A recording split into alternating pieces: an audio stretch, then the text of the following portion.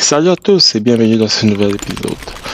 Je vais partager avec vous ce script magique qui va vous permettre de ranger les documents sur votre ordinateur juste en l'exécutant, donc en un clic, ok.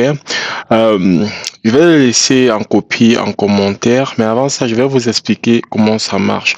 Donc, vous n'avez pas besoin d'être expert informatique, sinon c'est un script qui est basé sur le module Pathlift de Python. So, pour l'utiliser, il faut que vous ayez Python installé sur votre ordinateur. C'est très simple l'installation de Python. Si vous souhaitez installer Python sur votre ordinateur, vous pouvez aller sur votre navigateur vite fait et simplement taper python.org.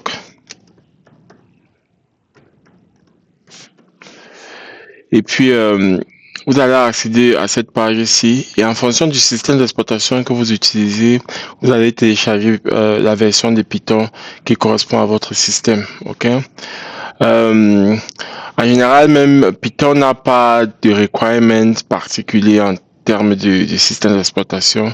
C'est le même qui s'installe sur, que ce soit sur Mac ou bien sur Windows. Donc, vous allez simplement sélectionner la dernière version et puis vous l'installer. Une fois que vous l'avez installé, vous pouvez également installer Visual Studio Code si vous souhaitez que ce soit facile l'exécution. Visual Studio Code. Donc, c'est également gratuit. Vous pouvez le télécharger sur votre ordinateur. Vous avez les versions Mac, Windows ou bien Linux. Donc, vous pouvez l'installer vite fait. Et vous aurez, là par exemple, ici, c'est Visual Studio Code que j'utilise.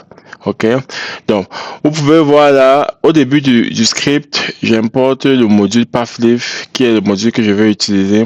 Ensuite, dans une sorte de dictionnaire Python, je définis mes différentes extensions de fichiers et le nom des dossiers dans lesquels je souhaite que les trucs soient regroupés. Donc, je le fais pour .png, .jpeg, .gif, .mp4, .pdf, .txt et bien d'autres. So, au niveau de 3D égale path.home/download. Path.home récupère automatiquement votre dossier utilisateur et l'opérateur slash permet de construire le chemin vers le dossier download ou téléchargement sans se soucier des slash ou anti-slash selon votre OS ou système d'exploitation. Ensuite, on crée une liste appelée files. On utilise une compréhension de liste pour parcourir le dossier 3D avec .itd.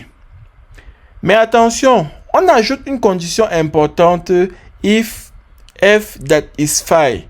Cela garantit qu'on ne touche qu'au fichier et qu'on ne déplace pas accidentellement des dossiers entiers. Ensuite, la prochaine ligne nous permet de déterminer le dossier de destination. On prend notre chemin de base 3D et on y ajoute le nom du sous-dossier. Comment on trouve ce nom? Avec d.get entre parenthèses f.suffix autre. f.suffix récupère l'extension du fichier. La méthode .get cherche cette extension dans notre dictionnaire.